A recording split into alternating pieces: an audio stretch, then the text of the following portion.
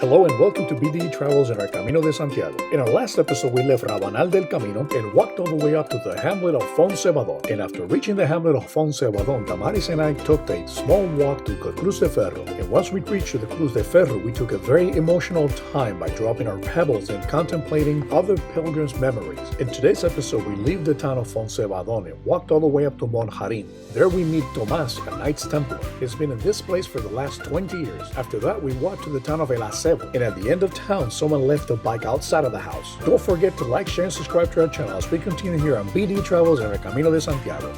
Well, folks, leaving Foncebadon, you come to a little hut in Monjarin, and we have an iconic person. He's been here 27 years.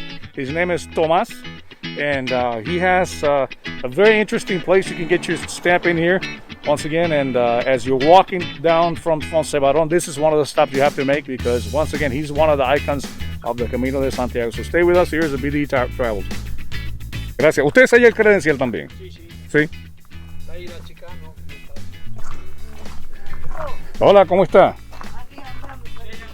We leave Tomás behind and we reach the town of Acebo. Acebo is a very small village on the Camino de Santiago in the province of León, the autonomous community of Castile León. If you survive the climb up to the Cruz de Ferro, the next town is Monjarin, and then you find Acebo.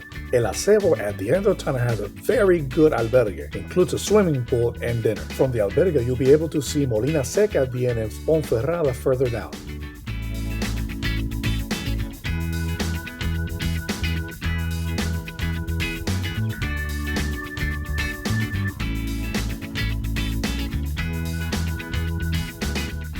Folks, as you come to the end of the town of Acebo, there is a, it's not a statue, it's like they got like a small monument with a bike. And apparently the people from Acebo, they put that in there because there was a bicigrino, a cyclist, that died on that spot. So they just commemorate that with the bike that is put in there. It's right on the outside of Acebo.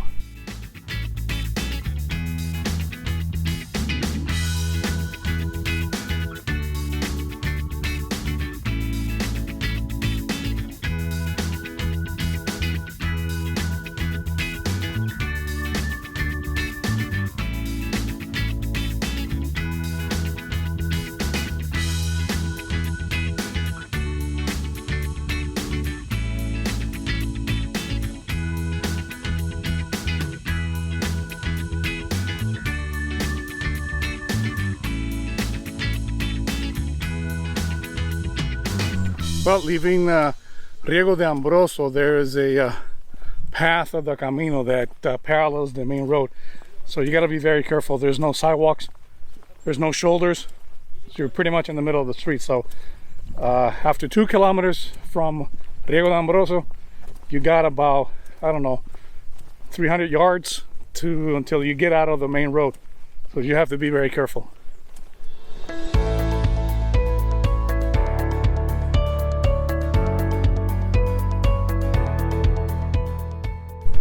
Well, folks, one thing to point out as we're coming down from our last town into Molinaseca is that since it's a downhill walk, the problem is that there are lots of rocks and that your knees will suffer. So if you're not properly rested before you take the descent into Molinaseca, it's going to hurt a lot.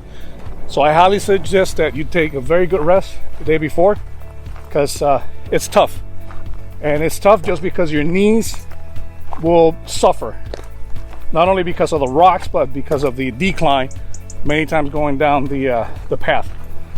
So I can see from the distance, Ponferrada, Molinaseca is just about, another 6 kilometers. Stay with us, enjoying the Camino de Santiago.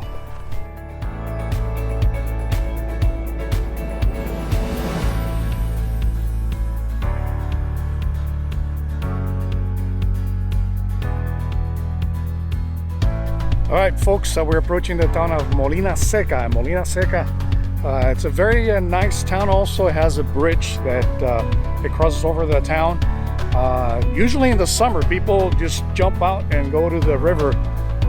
So at the entrance of the town, They have a nice church, a type of romantic style church, and then there's another church up in the distance. We're gonna go inside, take a look at it, and enjoy Molinaseca now for the rest of the day. So stay with us. We're enjoying the Camino de Santiago.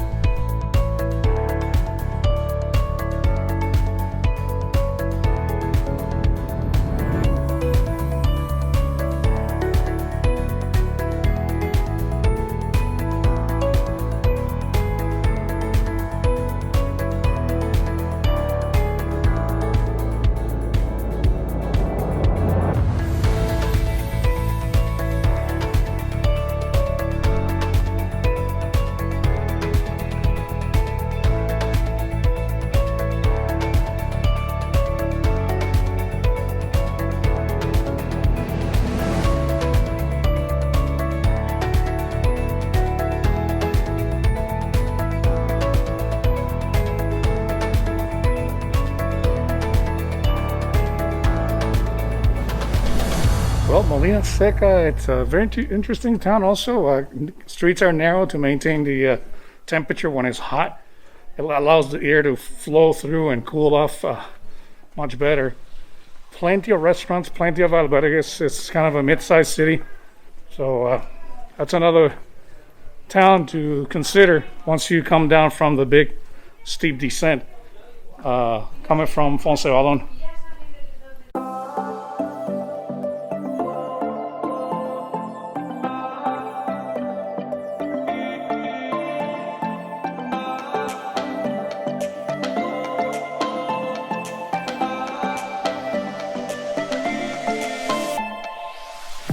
Leaving the town of Molinaseca, there's sidewalks on both sides of the street, so it's safer to walk, and it's going to be all the way until you get to Ponferrada. However, there is a bifurcation before you get to Ponferrada. If you stay on the road, I think it's about 1 kilometer less than if you take the alternate route.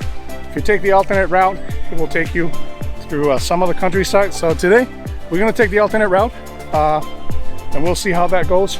But you can stay on the path, on the sidewalk, all the way to Ponferrada. So we are here in the Camino de Santiago, enjoying every day. It's a beautiful day today.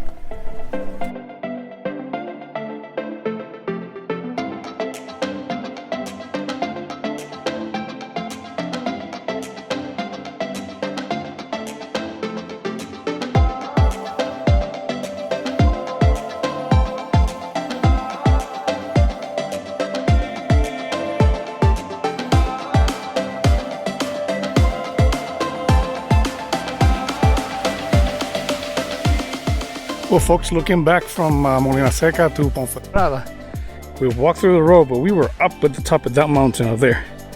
And we came down approximately 3 hours of walking.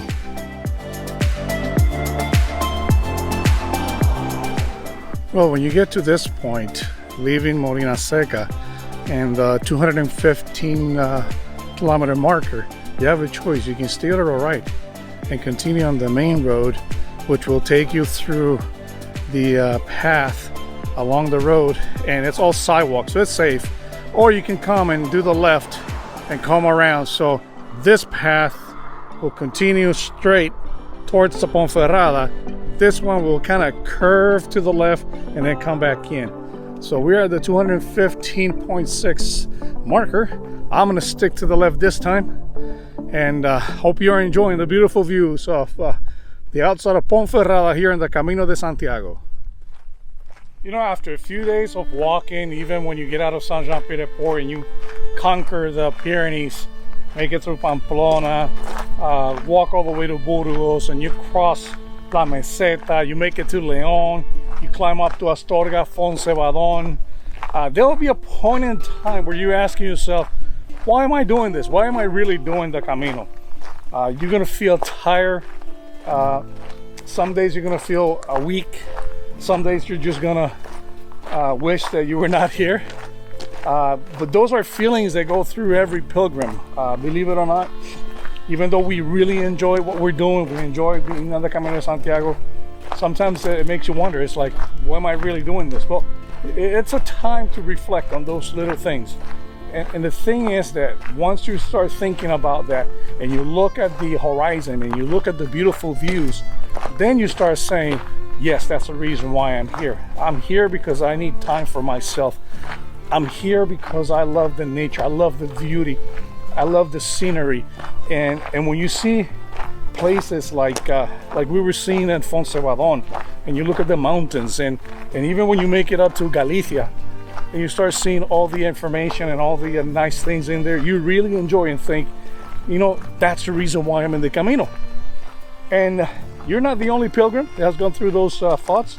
I've talked to many pilgrims from different parts of the world, and all of them say the same thing. Sometimes they ask themselves, why are we here? But then when you look at the views, it's like, yes, I'm here because of that. I'm here for the culture experience. I'm here for the moments of meditation, thinking, deeper thoughts. I'm here for learning about the culture, learning about history. There's so many things that the Camino provides. If you're really looking to have a sense of what you're doing here, that it's just unthinkable of not trying to come here. So if you have the Camino bug, which you will get the Camino back one of these days, you have to come to Spain. I mean, right now the situation is a little bit delicate, but it'll get better. So I'm enjoying all this right now. It's the Camino de Santiago with BDE Travels.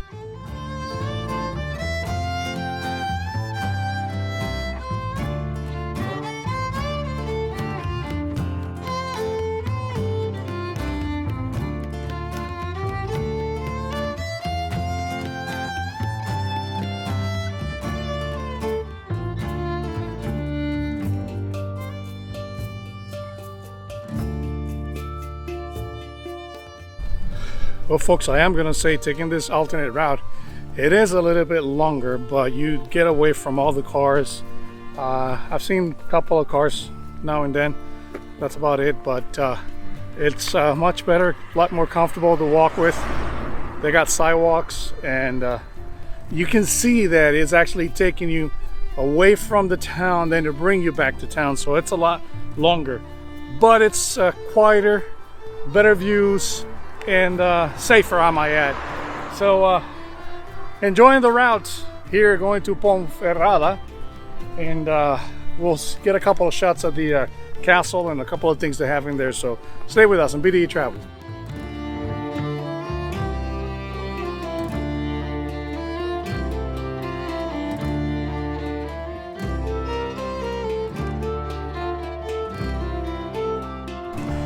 Well, folks, knowing that there are many caminos to go to Santiago, when you get to Ponferrada on the alternative route, the one that I just did, there's a path where it marks the beginning of the Camino de Invierno. So it starts in Ponferrada. So if you make a left at that corner over there, you go to Camino de Invierno. If you make a right, then you continue Camino de Santiago. So just another thing to do. We're just crossing a very nice bridge on our way to Ponferrada.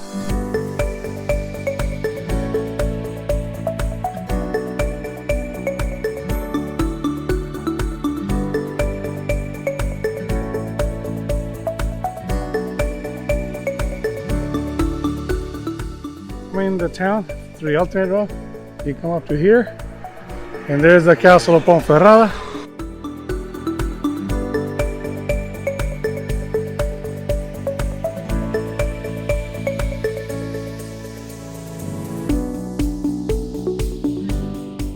So if you're going on a bike, you go to the left. If you're going walking, I guess you go to the right.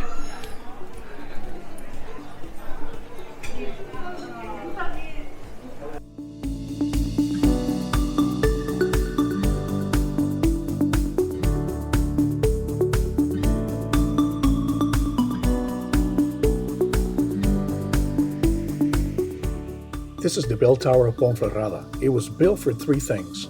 First, it was built to tell the time. It also warned the town in case of fire, and it also warned of a prisoner escape. Well, they got a disc jockey and everything here. They got music. It's one of the restaurants in Ponferrada, so very lively, very hip, interesting. So I guess that's the cool place to eat in Ponferrada. They got live music right next to the Ayuntamiento. And here's one of the other statues that you have to look for.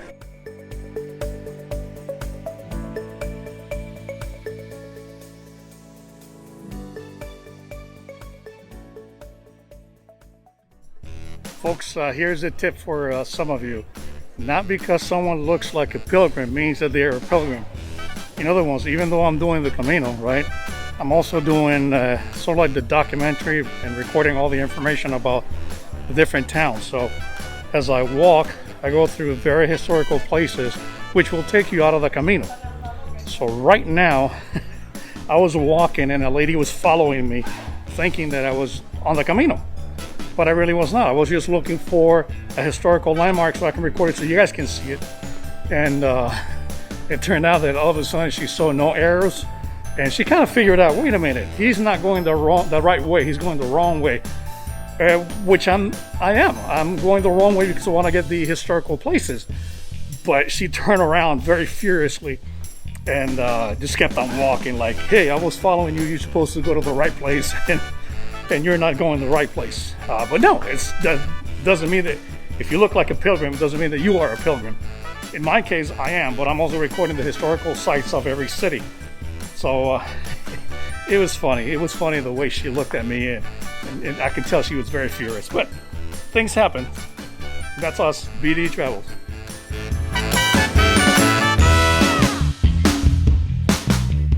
Well, folks, thanks for joining us. In our next episode, we'll be leaving the town of Ponferrada. We'll get to see some very interesting art. We'll follow the signs to a very beautiful church, and we'll come across some very strange signs. And after walking for a few hours, we reach the town of Campo Naraya. From there, we enter the wine region of El Bierzo. We make a short stop in the city of Cacabelos and watch a young man jump off a bridge.